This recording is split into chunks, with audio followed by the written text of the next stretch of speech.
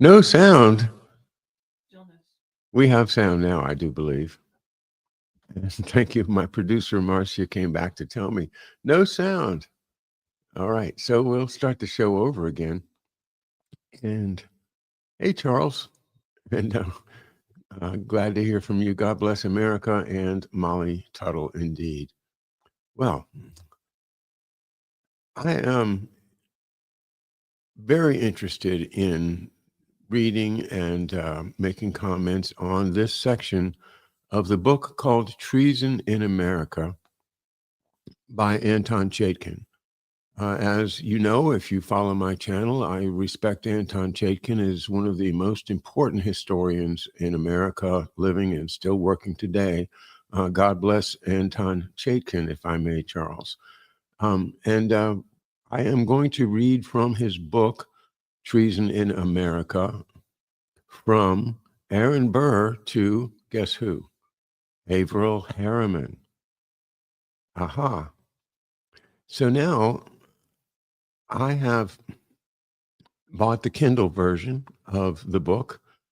You can't get the paperback or the hardcover anymore. It's just it's a rare book, and I hope it will be reprinted sometime. But I mean, you can get a used one for 100 and something. So this situation we're in with a number of these great books. Treason in America. I'm going to just highlight the chapter titles for you because I think it's worth just giving you an overview of what this book is. And by the way, I did 4 readings from the book, the first 4 parts of the book that I read from about 3 years ago on Macduff Lives 3. And I just checked and they're still there. So if after this show, if you want to get some more reading from me and comments that I always make, go to Macduff Lives 3 and put uh, Treason in America in the search bar, and you'll find all 4 of those 1-hour parts. So, but this is the end of the book. This is the last chapter in the book. So let's get started with our deep dive into Averil Harriman. Treason in America.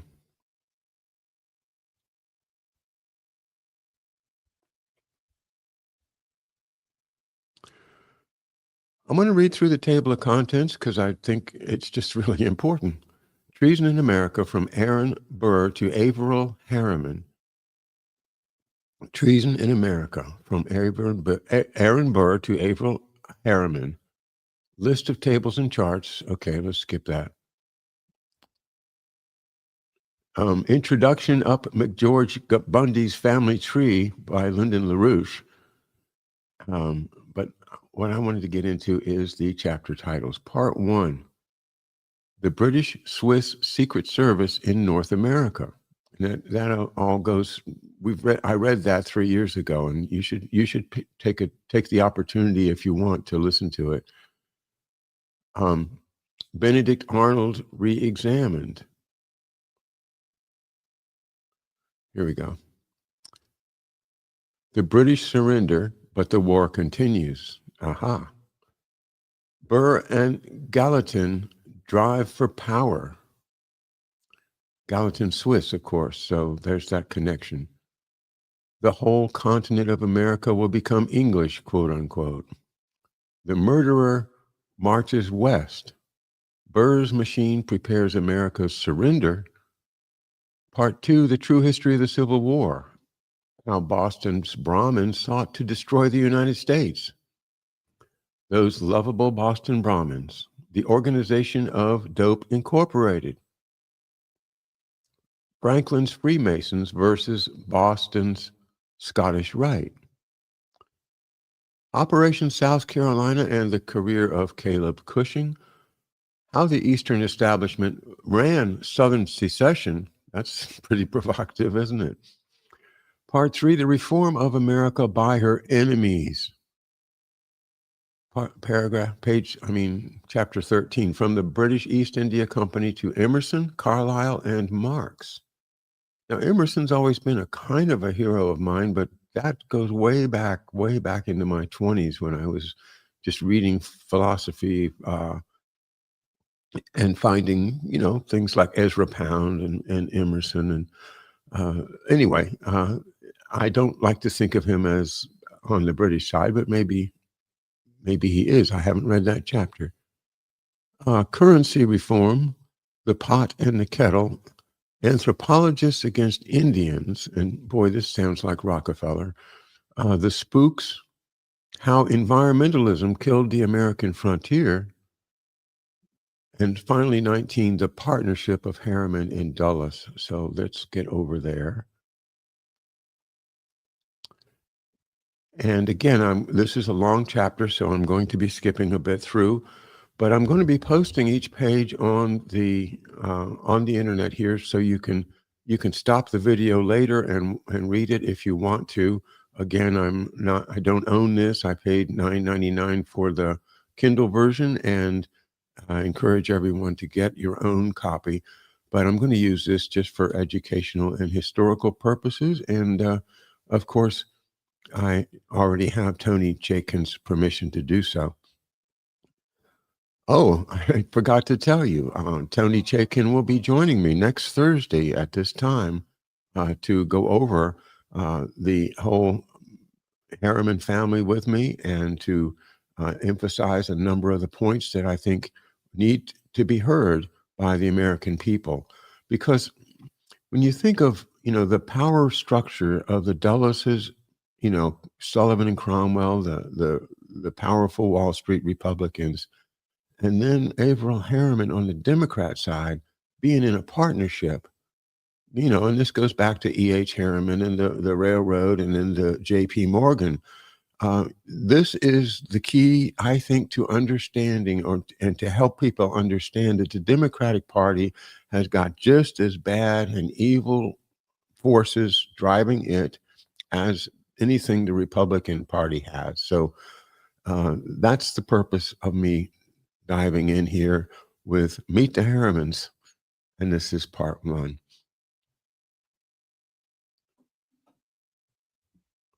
Pardon a second.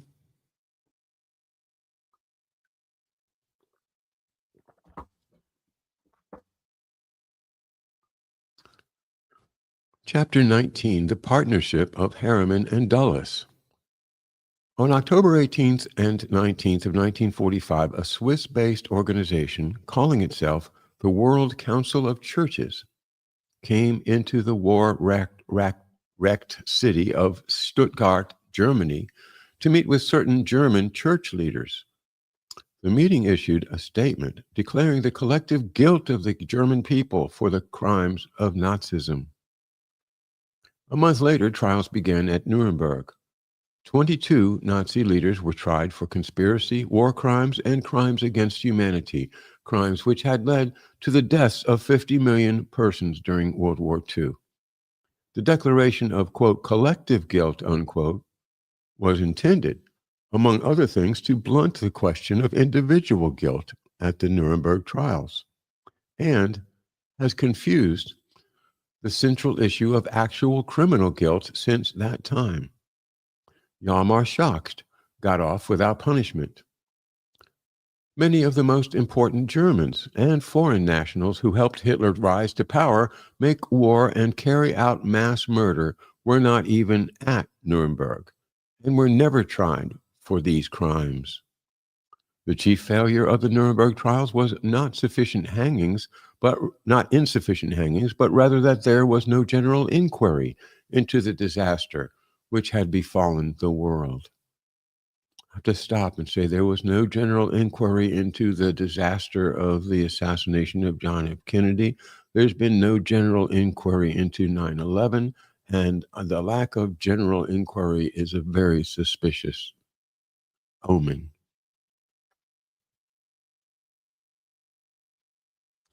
Who had backed the Hitler Revolution, and what were their strategic aims?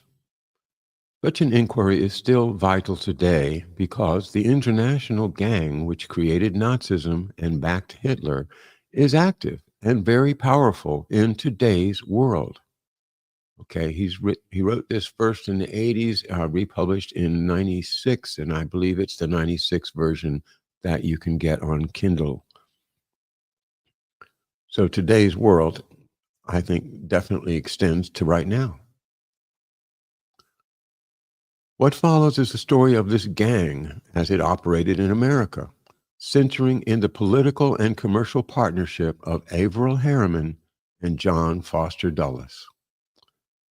As this chapter shows, Harriman and Dulles, two men with their families who have dictated so much American policy in this century, were central to putting Adolf Hitler in power. And as we show, Dulles and Harriman in commercial partnership profited from Hitler's accession to power. Institutions and individuals associated with the pro-Soviet Eastern establishment today were architects of Nazism in the pre-war period. Individuals and institutions associated with the pro-Soviet Eastern establishment today were architects of Nazism in the pre-war period. Wow. Among those individuals and institutions whose stories are bound up with the Harriman-Dulles Combine are the World Council of Churches and the psychoanalyst Carl Jung, in his own lifetime a Nazi, now a symbol of liberalism. This narrative is a contribution to a second, more effective Nuremberg, a process of inquiry which may help prevent an even greater disaster than the Holocaust of the 1940s. Well, a second Nuremberg hasn't happened yet, but who knows? Maybe we will have one.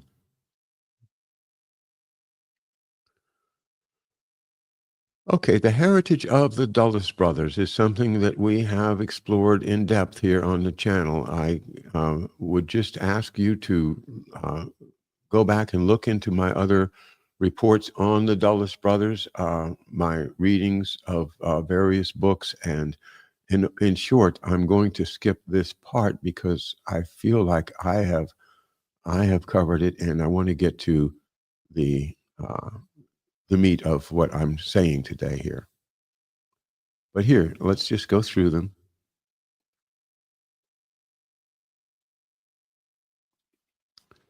See, here comes President Wilson's advisor, Colonel Edward House.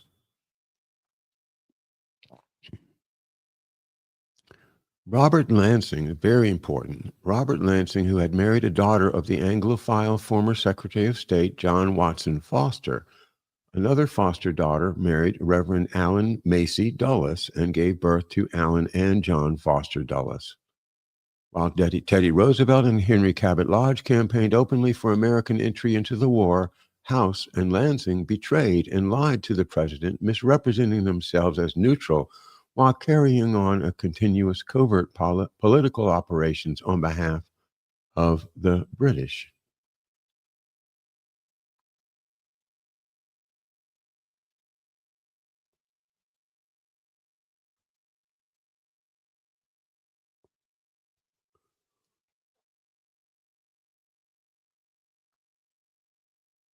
Robert Lansing was so pro-English that he even took elocution lessons to perfect the English accent he was cultivating.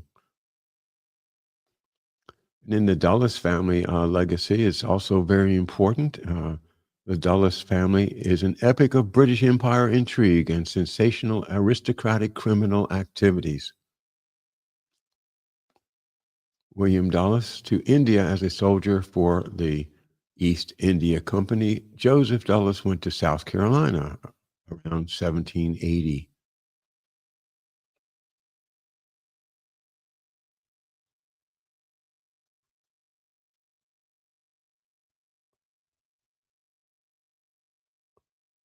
Presbyterians, very high up in the Presbyterian pecking order.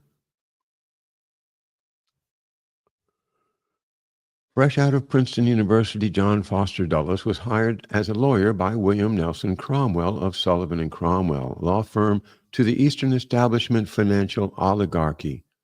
The founder of the firm, Algernon Sidney Sullivan, was an early legal associate of John Foster Dulles' maternal grandfather, John W. Foster, who recommended young Dulles to Cromwell.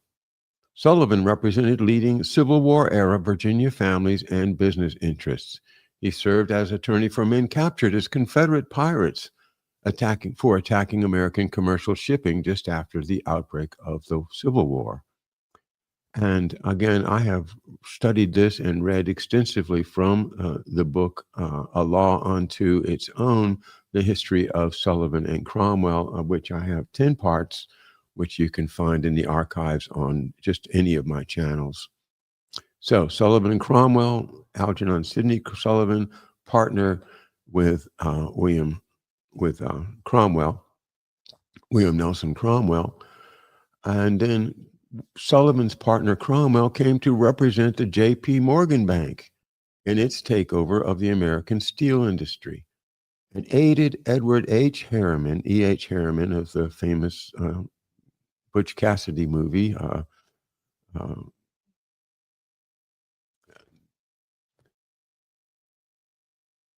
and aided Edward H. Harriman in his railroad operations. In 1903, Cromwell organized the, quote, revolution, unquote, which detached the Isthmus of Panama from the nation of Colombia, creating a new country, Panama, and making himself and the Sullivan and Cromwell law firm the official counselors to the new country.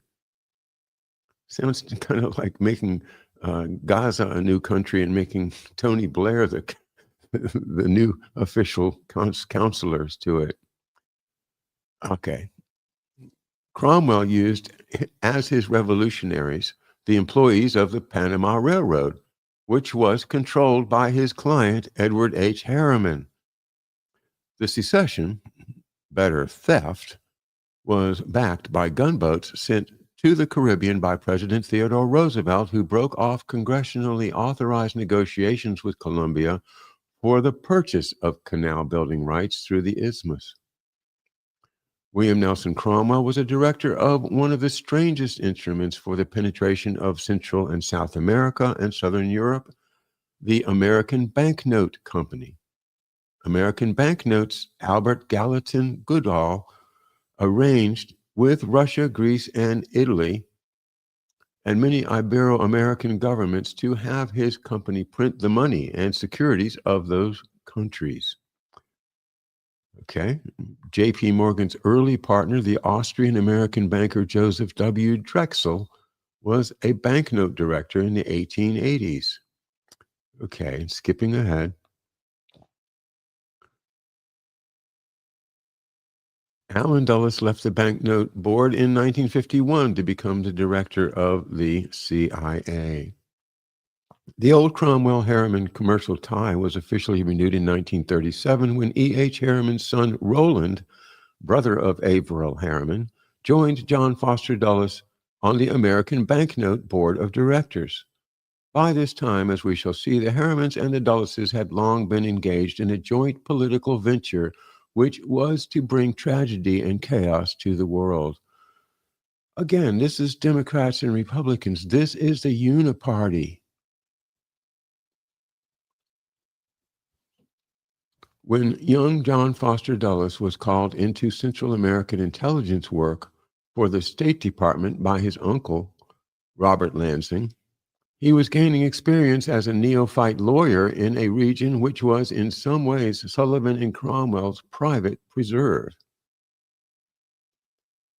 Okay, here's another section that I'm going to just skip through, the mind of John Foster Dulles. Again, we've done a number of readings on this, but I commend it to you to get it from Tony Chaitkin and take the time to read this chapter.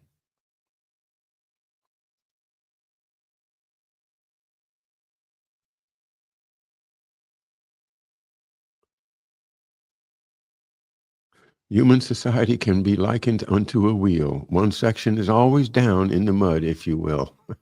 These are quotes from John Foster Dulles. It is among the poor that the process of elimination takes place. Wow. They are not killed outright, but they do perish indirectly. Hello, COVID. They do not have sufficient shelter. Their food is insufficient. and perhaps impure. Oh, hello, NSSM 200 and Henry Kissinger. Consequently, they and their children fall as easy prey to disease. Isn't it a shame?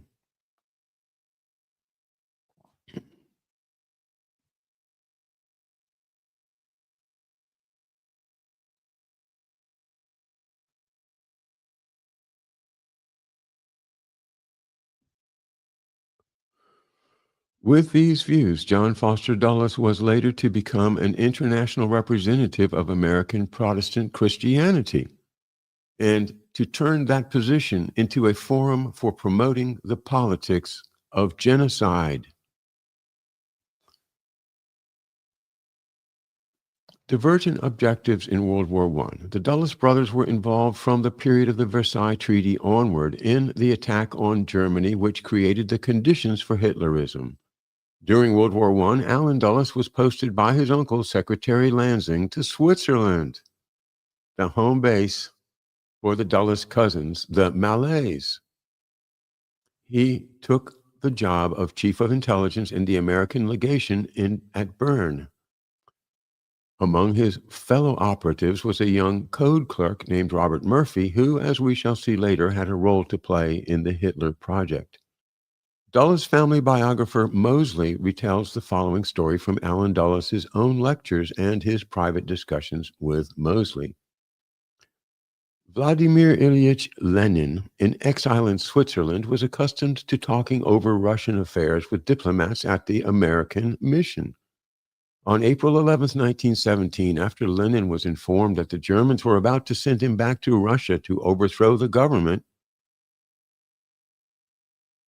yeah, that's what it says. After Lenin was informed that the Germans were about to send him back to Russia to overthrow the government, he telephoned the legation and asked to meet immediately with an American to confer on this momentous occasion. Guess who? Allen Dulles spoke with Lenin and told him to forget about coming in that day. Lenin said he could only come today, that tomorrow would be too late. Dulles terminated the conversation, and Lenin decided to go ahead to Russia. 6 months later, he directed the Bolshevik Revolution there. At the end of World War I, Secretary of State Lansing brought both his Dulles nephews into the Paris peace treaty negotiations. Lansing had not even wanted President Wilson to attend the negotiations. Mosley says that Lansing, quote, saw the forthcoming Versailles Conference as an occasion where wile, guile, and maneuver would be more important than high ideals and lofty aspirations.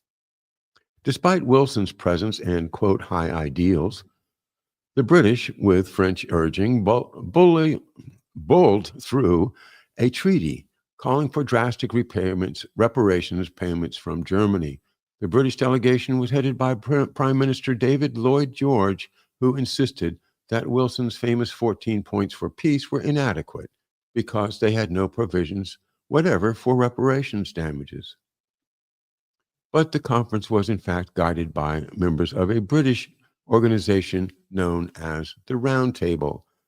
We did a show on John Ruskin about a month ago and a number of shows featuring the Round Table. So let's get through this.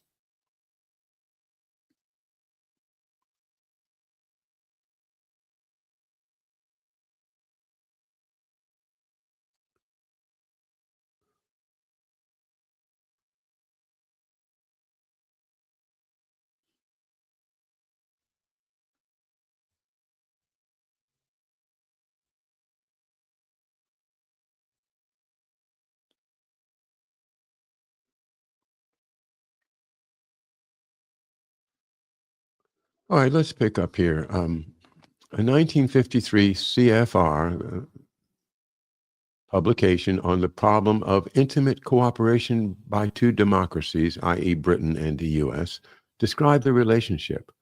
The Royal Institute of International Affairs and the Council on Foreign Relations were founded in 1920 as a result of discussions between members of the British and American delegations at the Versailles Peace Conference in Paris in 1919. The two institutions, though completely independent, have developed their work along parallel lines in Britain and the United States, unquote. The officers of the CFR in 1953 included R.C. Leffingwell, a partner of J.P. Morgan Jr., chairman, Henry M. Riston, chairman of First National City Bank, President David Rockefeller, chairman of Chase Manhattan Bank, Vice President George S. Franklin Jr., the protege and inductee of John Foster Dulles, acting executive director, Allen Dulles, and Averill Harriman, board members, and Arthur Dean, chief executive of Sullivan and Cromwell, member of the Committee on Studies. The State Department and the Hitler Project. Well, we're going to skip that one too, although I would love to read it. I just don't have time today.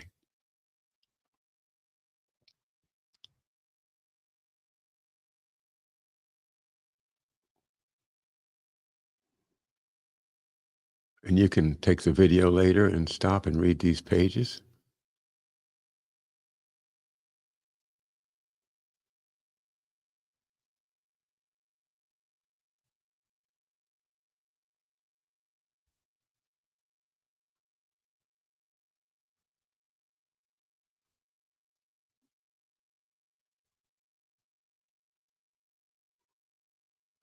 Here comes Putzi. We did 2 shows on Putzi. Let's bring him in. Indeed, it was Truman Smith who introduced Hitler and Hanfstaengl, deployment which Hanfstaengl, as we shall see, viewed as an assignment from American intelligence to work for the Nazis. A recent slogan in Boston politics had it that before Hitler there was Harvard. Its truth is borne out in the person of Ernst Putzi Hanfstaengl. Putzi's father was a fancy art dealer in Munich, catering to the art-trading aristocratic Flotsam and Jetsam from Eastern Europe who tended to collect in Bavaria. Well, we have already covered this, so let's keep going.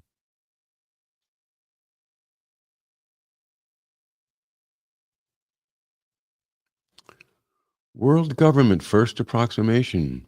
When the Hitler Project was being assembled and pumped up in Bavaria, John Foster Dulles was helping to fashion an international political and financial system which could use the services of a Hitler. In post-World War I Europe, Attorney Dulles officially represented the British banking group, the Bank of England, and the J.P. Morgan firm, to which the victorious Allies had given the power to arrange Germany's reparations payments. Just after Versailles, John Foster Dulles roamed chaotic Germany, gathering intelligence, wandering in and out of areas controlled by communist rebels, while his brother Allen put together the Berlin mission, which included Truman Smith. In Germany, like his younger brother Allen, John Foster made connections which turned out to be central to the Hitler Project. Among them, a minor official of the Allied-created German banking authority, Hjalmar Schacht, the man who later organized financing for Hitler from American, British, and German oligarchs and ran the Nazi economy for Hitler.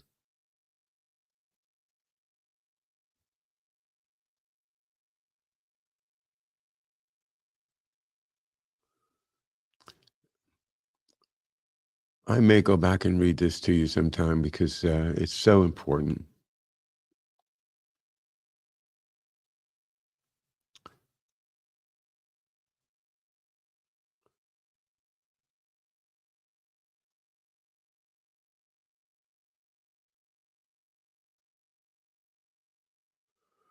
To situate Harriman's pro-Nazism and the Harriman-Dulles partnership, it is necessary to fill what has been a large gap in the heretofore published biography of Averill Harriman. His international political and racial pro-eugenics, pro-Nazi activities in the decades before World War II. W. Averill Harriman's father, Edward H. Harriman, 1848 to 1910, was a small New York stockbroker who was boosted into wealth and powerful connections by association with managers of the old-line pro-slavery wing of the Democratic Party, the Shell brothers, August Belmont, and so forth, and through them, the Astors, Vanderbilts, and other British-linked financiers.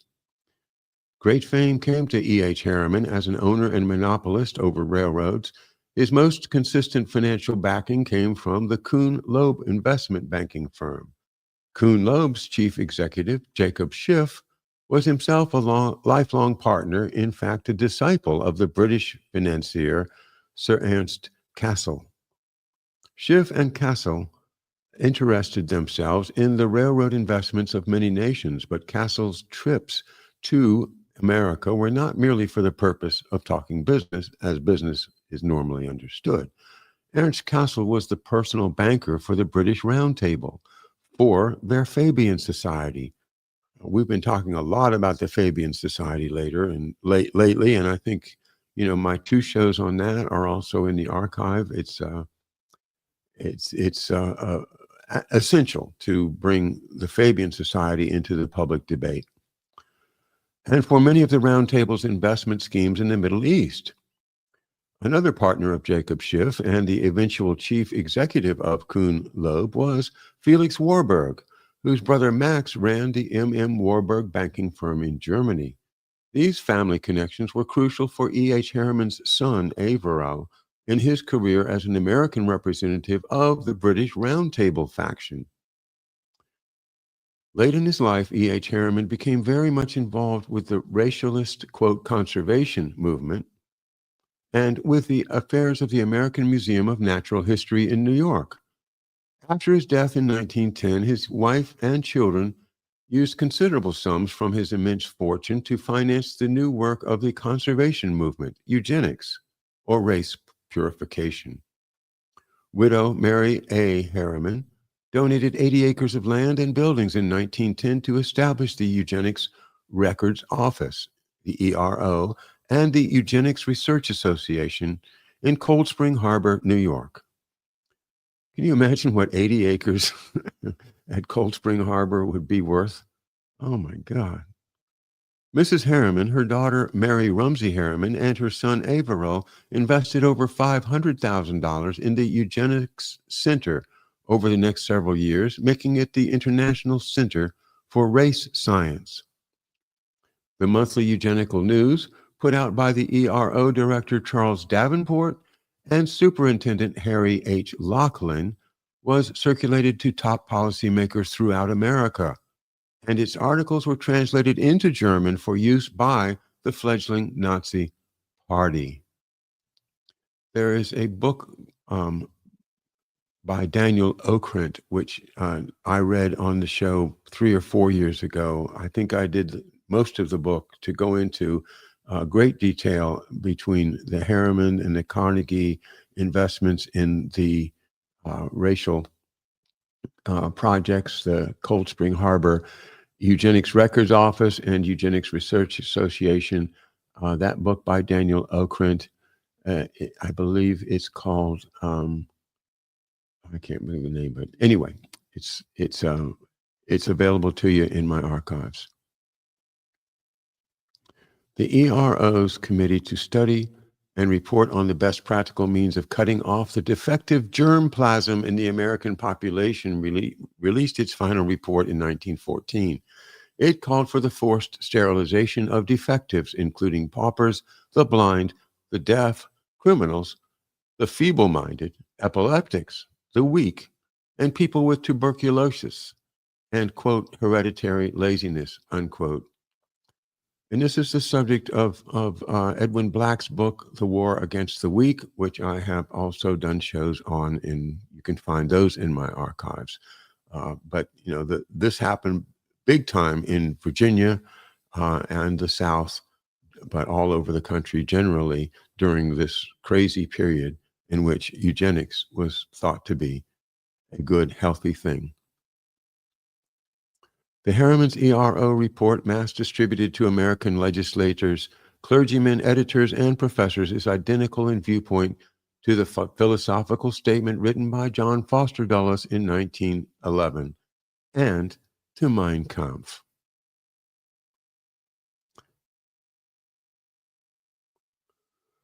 The Harriman's Eugenics Records Office wrote an implementation report in 1915 calling for 15 million Americans to be sterilized to produce, quote, the perfect man, unquote, by 1980. The Second International Eugenics Congress was held in New York's American Museum of Natural History in 1921. Averell Harriman, a member of the museum's board since 1918, gave $1,000 of his own money and served on the museum executive committee, hosting the conference. His mother and sisters were the primary hostesses. Members of a congressional committee on immigration were transported from Washington to view the racialist eugenics exhibits and to hear tirades against allowing continued immigration of inferior, quote unquote, ethnic groups such as Italians and Jews. Also in 1921, the Harriman's Eugenics Records Office issued the Model Eugenical Sterilization Law, drafted by ERO Superintendent Harry H. Laughlin, which added to the earlier candidates for forcible sterilization orphans, the homeless, ne'er-do-wells, and tramps. The third conference elected Dr. Ernst Rudin of Germany the president of the International Federation of Eugenics Societies and gave him a medal. It was Rudin who, in 1934, wrote the law, quote, for protection of German blood and German honor, unquote, implemented by the Nazi regime to remove citizenship from Jews. Rudin also wrote the Nazi sterilization law for the prevention of hereditary diseases in posterity, lifted almost word for word from the Harriman ERO text. 2 million Germans and millions of conquered foreigners were sterilized by the Nazis between 1933 and 1945. While he and his family were financing the fascist movement in America, Averell Harriman became very interested in Germany. He formed a partnership with the Hamburg American shipping line after the First World War, developing the largest merchant fleet owned by an American. He renewed his father's financial partnership with the Warburgs, underwriting the bonds of the new Soviet regime along with M.M. Warburg. Harriman, Dulles, and Hitler. We now review the sequence of events in 1933 involving Harriman, John Foster Dulles, and Hjalmar Schacht. Adolf Hitler took power in Germany in January 1933 after the Nazis scored a surprising success in the elections in the state of Lippe. Hitler put Dulles' friend, Hjalmar Schacht, in charge of the Nazi economy. Schacht declared that in most cases, payments of German private and public debts to foreigners would be made in, quote, blocked marks, unquote, or scrip, which had no international value except to exchange for German exports under Schacht's rules. On May 19, 1933, a note signed R.M. on the stationery of Brown Brothers Harriman was addressed to John Foster Dulles, referring to instructions, advice, and information Harriman's firm was giving Dulles for his imminent trip to Germany. On Saturday, May 20th, 1933, the following article appeared in the New York Times financial section. Importers to use blocked mark balances. Syndicate formed for trade with Germany. The formation of a company to provide means for the liquidation of German blocked mark balances through the financing of imports to the United States from Germany was announced today. The new company is to be called the Syndicate of American Creditors Owning German Blocked Accounts.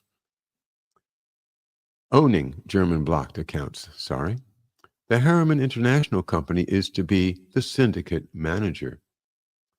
It is estimated that about $800 million of American short-term capital is locked up in Germany and cannot be withdrawn. The syndicate plans to use these blocked marks with the consent of the German Exchange Control for partial payment of American importers for German goods. About 150 firms and individuals holding from 25 million to 30 million of blocked marks are expected to become members of the syndicate.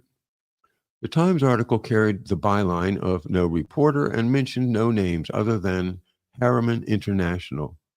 How Harriman had worked out such a sweet arrangement with Hjalmar Schacht to be manager of exports from Nazi Germany to America under Schacht's dictatorial control has never been revealed. On May 21, 1933, John Foster Dulles sailed to Germany as the representative of Brown Brothers Harriman, Dillon Reed, Kuhn Loeb, and all the private investment banks and Wall Street firms. Accompanied by a Sullivan and Cromwell subordinate and 3 employees of Chase Bank, John Foster Dulles negotiated in Berlin with Hjalmar Schacht on the financing of the new Hitler government. I hope you're following this. If not, go back and listen to it again, because this is the financing of the Hitler project. It's incredible. British, Swiss, Dutch, and Swedish investors were also represented. A large pile of correspondence from that trip between Wall Street and Dulles in Berlin, some of it in code, gathers dust in the Dulles papers at Princeton University. By the end of June 1933, Dulles, Schacht, and the others had worked out a deal for looting the German population and stopping American payments to American holders of German bonds while paying the Swiss their due. In November 1933, the father of the present author, Jacob Chaitkin, filed suit in New York Municipal Court to compel the North German Lloyd Company to pay a client of his $30 they owed her. Jacob Chaitkin's opponent in the court case was John Foster Dulles, representing the shipping line, claiming that North German Lloyd, under German government decrees, which Dulles himself had personally arranged, was unfortunately forbidden to pay its American debts.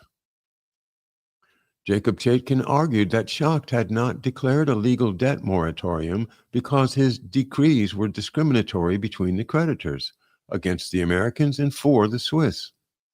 The suit had a desperate political motivation to block the financial operations which Hitler was using to consolidate his regime of terror and to arm the Nazi state for war.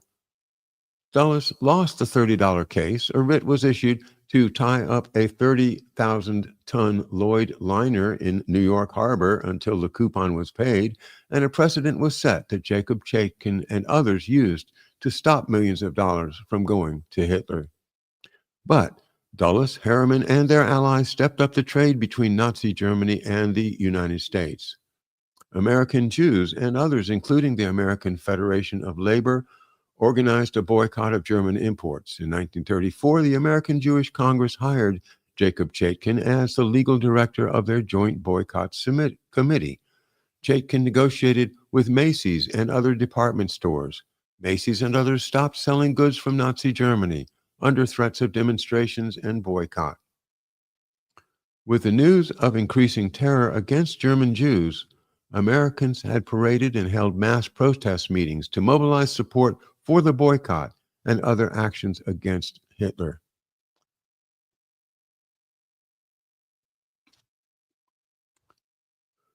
Just skipping a little bit because of time, I encourage you again to get a copy from Kindle at $9.99, and that will, of course, help support Tony Chaitkin's ongoing writing. He is now working on volume 3 of the book, Who We Are.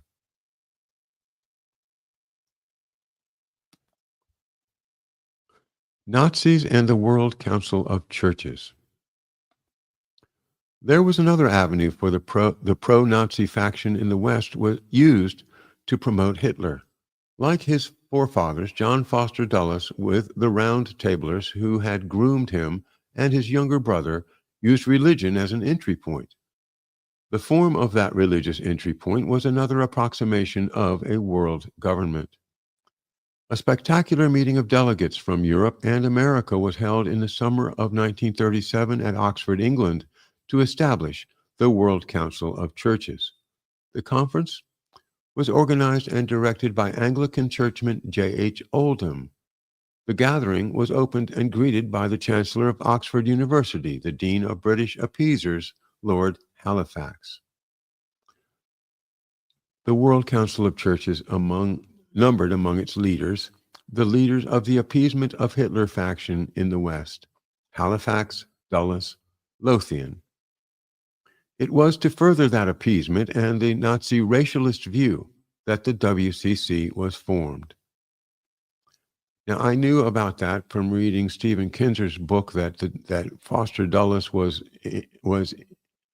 key to forming the World Council of Churches, but I never understood why. So now we know exactly why.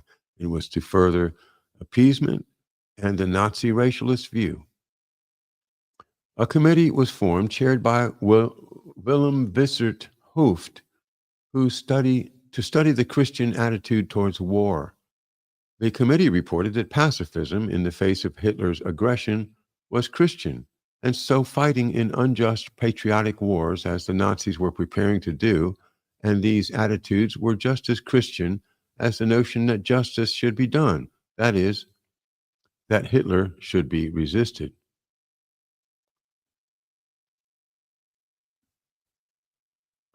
Wissert Hooft explained in the official account of the World Council's formation the origin of the social and ecclesiastical ideas of the conference organizer J.H. Oldham. Oldham used the expression League of Churches because in those days, the 1920s, he was profoundly interested in the process whereby the League of Nations had come into being. He was in touch with the Round Table Group, in particular with Lionel Curtis and Philip Carr, later Lord Lothian, both of whom had taken an active part in the elaboration of the plan for a League of Nations. Curtis, a member of the peace delegation at Versailles, and Carr as Lloyd George's private secretary. Both men were also in close touch with South African General Smuts and Lord Robert Cecil.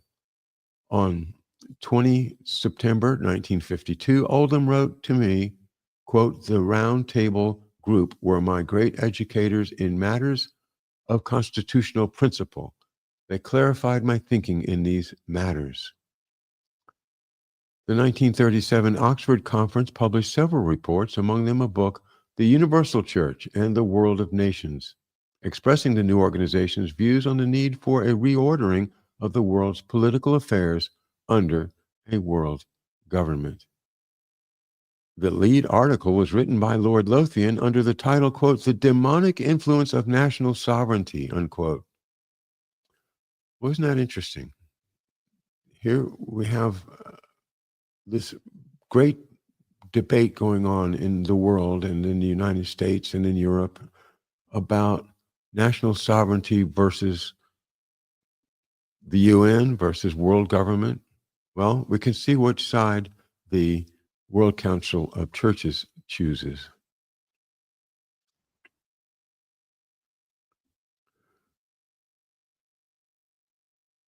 Lord Lothian had met privately with Hitler in 1935 and again in 1937. Since the Fuhrer was then building a war machine that might overthrow that very national sovereignty which Lothian decried, among nations of continental Europe, their discussions centered around ways of overcoming opposition within the West to Hitler's efforts. In the transcript of the 1935 meeting, Adolf Hitler tells Lothian, Germany, England, France, Italy, America, and Scandinavia should arrive at some agreement whereby they would prevent their nationals from assisting in the industrialization of countries such as China and India. It is suicidal to promote the establishment in the agricultural countries of Asia of manufacturing industries. From these countries, we should rather take raw materials in return for manufactured goods. Unless some arrangement is made, England, Germany, and America will lose their export trade.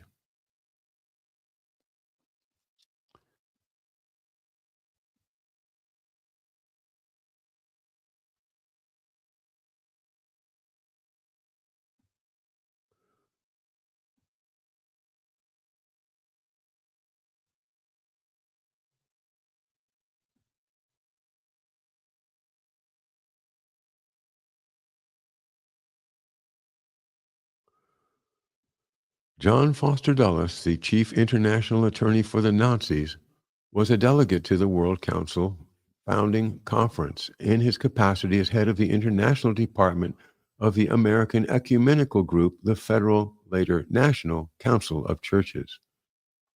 This then was the leadership of the peace movement of the 1930s, the Peace with Hitler movement. This message was spread through the churches and their youth groups by Dulles-style Christians.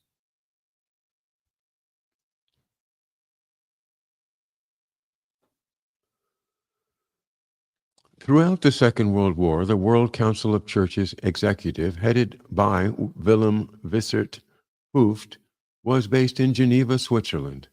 When Wissert Hooft descended upon Stuttgart, Germany in 1945, he and his cooperating German churchmen, most prominently Martin Niemöller, published the famous Declaration of the Collective Guilt of the German People for the Crimes of Hitler, with which this narrative begins.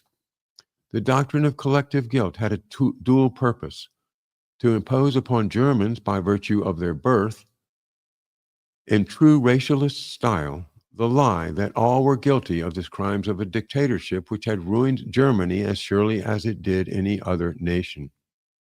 Second, to cover up. The men who developed and extended the collective guilt dogma were the men who themselves had been and continued to be Nazis. The doctrine had been worked out with precision by the famous Swiss psychiatrist Carl Jung, who wrote in an essay published immediately after the war, quote, "Without guilt, there can be no psychic maturation and no widening of the spiritual horizon.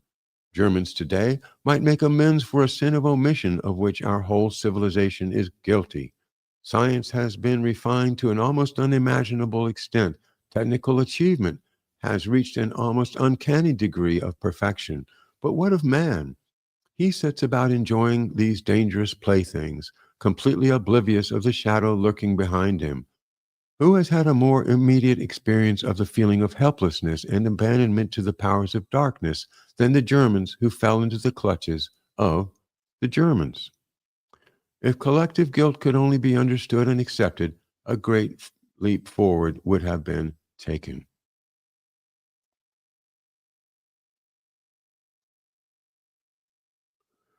All this stuff from Jung is fascinating, and to think of Jung as actually a Nazi, well, I haven't seen proof of that, but Chaitkin says it's so it probably is.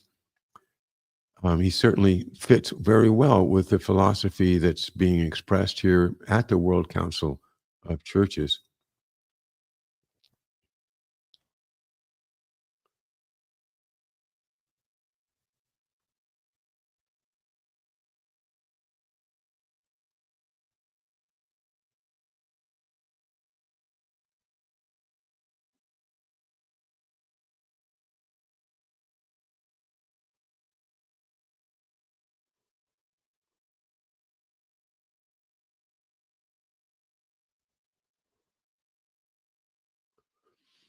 The Mystery of Harriman and Dulles.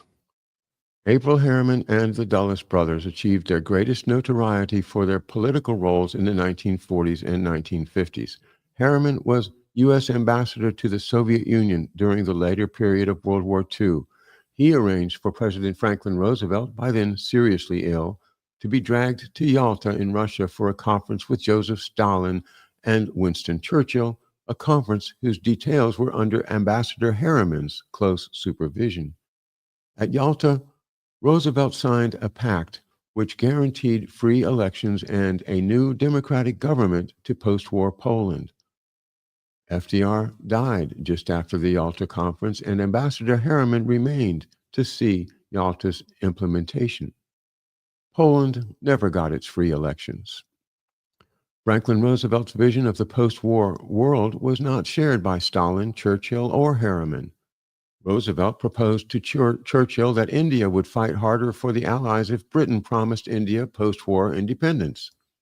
Harriman explained Churchill's alarm at the proposal and lectured the president on the divided interests of India's population.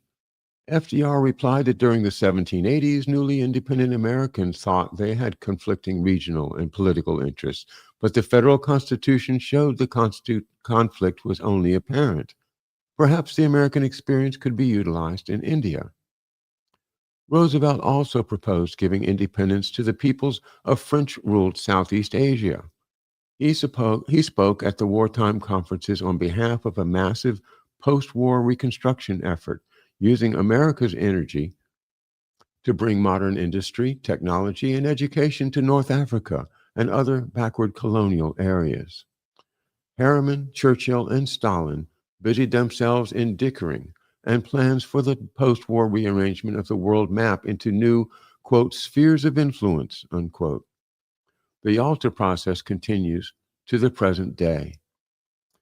In an attempt to fill the immense gap in Averell Harriman's biography, the Nazi period from 1920s to 1930s, the present author made an official request to inspect the correspondence and other papers of Mr. Harriman. The guardians of the papers, the family banking firm Brown Brothers Harriman, requested the author to fill out a form specifying the reason for wishing to see the papers, which are stored in a warehouse in Brooklyn, New York.